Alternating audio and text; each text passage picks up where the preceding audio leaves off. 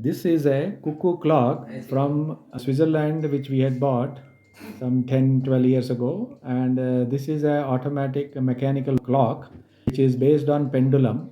And then there are two chains which you can pull to adjust the length of the clock. And then based on the design, the length of this cord can change from 12 hours to 24 hours.